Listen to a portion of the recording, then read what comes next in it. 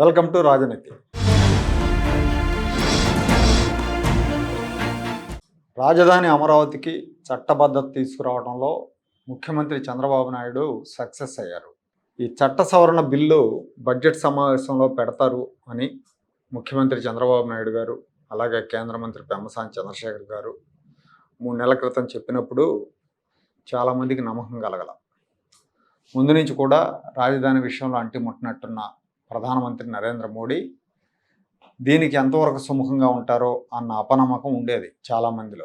దీన్ని డ్రాగ్ చేసుకుంటూ పోయి ఎప్పుడో ఎన్నికల నాటికి పెడతారేమో అన్న అనుమానం కూడా ఉంది.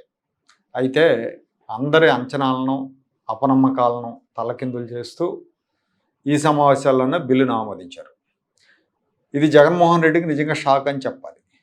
ఎందుకంటే జగన్మోహన్ రెడ్డితో సహా వైసీపీ నాయకులు చాలామంది ఈ బిల్లు ఇప్పుడే ప్రవేశపెట్టరనే ధీమాతో ఉన్నారు.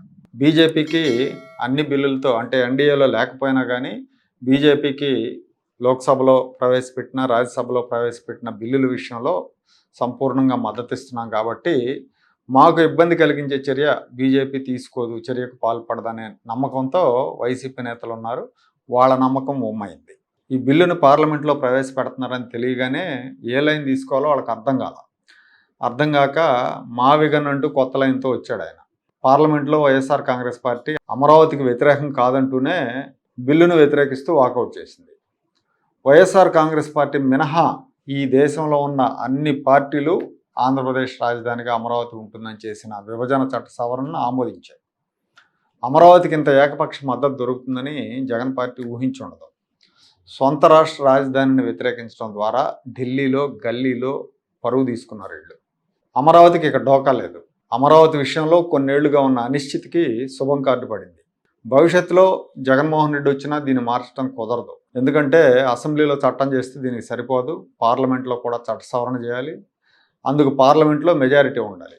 ఇవాళ అమరావతికి మద్దతు ఇచ్చిన జాతీయ పార్టీలు, ప్రాంతీయ పార్టీలు రేపు పొద్దున వ్యతిరేకించే అవకాశం ఉండదు. ఇప్పుడు ముఖ్యమంత్రి చంద్రబాబు నాయుడు గారి ముందు ఉన్న అతిపెద్ద సవాల్ ఏంటి అంటే 29 ఎన్నికల్లోపు అమరావతి పనులు 100% పూర్తి చేయటం. అమరావతికి నిధుల కొరత లేదు, కేంద్రం సహకారంతో రుణాలు అందుతున్నాయి. అమరావతిలో స్పోర్ట్స్ సిటీ, నూతన ఎయిర్పోర్ట్ నిర్మాణం చేస్తాం అంటూ 2వ విడత భూ సమీకరణ కూడా చేస్తున్నారు. అయితే తొలి విడత సమీకరించిన 33,000 ఎకరాలను డెవలప్ చేయటం, లేఅవుట్లు వేసి రైతులకు ప్లాట్లు అప్పగించడం, ప్రభుత్వ కార్యాలయాలు, హైకోర్టు, అసెంబ్లీ సెక్రటేరియట్ టవర్స్ సకాలంలో పూర్తి చేయటం, ఇలాంటి పనులన్నీ ఉన్నాయి. ఇవన్నీ కూడా 2028 చివరి నాటికి పూర్తి అవ్వాలి. ఇప్పుడు టేకప్ చేసిన పనులన్నీ కూడా 2028 డిసెంబర్ నాటికి కంప్లీట్ చేయాలి. కంప్లీట్ చేస్తే కానీ రాజధానికి ఒక రూపు రాదు. అదే అసలైన టాస్క్. అలాగే రాజధానిలో కేంద్ర ప్రభుత్వ సంస్థలకి చాలా చోట్ల భూములు కేటాయించారు.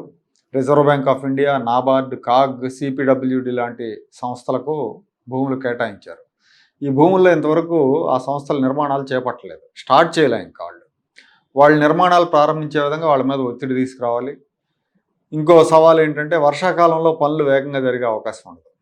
ఈ వేసవి అయిపోయిందంటే ఇంకా 2 వేసవులు ఉంటాయి. 2027 వేసవి, 2028 వేసవి. కాబట్టి పనుల్లో వేగం పెంచాలి. 2028 డిసెంబర్ నాటికి సెక్రటేరియట్ టవర్స్, అసెంబ్లీ, హైకోర్టు అన్ని కొత్త భవనాల్లో కార్యకలాపాలు నిర్వహిస్తూ ఉండాలి. అలాగే ప్రైవేట్ సంస్థలు, ఉపాధి కల్పించే కంపెనీలు, పరిశ్రమలు కూడా అప్పటికి కొన్నైనా అమరావతికి రావాలి. 2029 ఎన్నికలు అమరావతికి డెడ్ లైన్ అనుకోవాలి. ఎన్నికల్లో మళ్ళీ చంద్రబాబు గెలిస్తే అమరావతి అభివృద్ధికి అడ్డు ఉండదు, శరవేగంతో అభివృద్ధి చెందుతుంది. ఇప్పుడు ఏదైతే చంద్రబాబు నాయుడు గారు చెప్తున్నారో అవన్నీ కూడా సాకారం అవుతాయి. ఒకవేళ తేడా వస్తే జగన్మోహన్ రెడ్డి గెలిస్తే ఎన్నికల నాటికి ఏ పనులు ఎక్కడున్నాయో 2029 ఏప్రిల్ నాటికో ఎప్పటికో ఏ పని అయితే ఎక్కడైతే ఆగిపోయి ఉంటుందో అవన్నీ అక్కడికక్కడే ఆపేస్తాడు. 5 ఏళ్ళు ఆపేస్తాడు కంప్లీట్గా. మాస్టర్ ప్లాన్ తూట్లు పొడుస్తాడు. అతని గత చరిత్ర అదే. చట్టబద్ధత ఉంది కాబట్టి మార్చే అవకాశం లేదు, కానీ అమరావతి కోసం ₹1 కూడా ఖర్చు పెట్టాడు. ఇతను అమరావతి మెడ మీద వేలాడే కత్తి అని నేను అనేక సార్లు చెప్పాను. నిన్న మొన్న అతని మాటలు, పార్లమెంట్లో ఆ పార్టీ ఎంపీల తీరు చూసిన తర్వాత ఆలోచన శక్తి, ఇంగిత జ్ఞానం ఉన్న ఎవరికైనా కూడా ఇదే అనిపిస్తుంది. రాజధానికి చట్టబద్ధత వచ్చింది, సంతోషం, అందరూ సంతోషంగా ఉన్నారు. అలాగే ముఖ్యమంత్రి స్వీయ పర్యవేక్షణతో పనుల్లో వేగం పెంచితే రాష్ట్ర ప్రజల ఆకాంక్ష సంపూర్ణంగా నెరవేరుతుంది.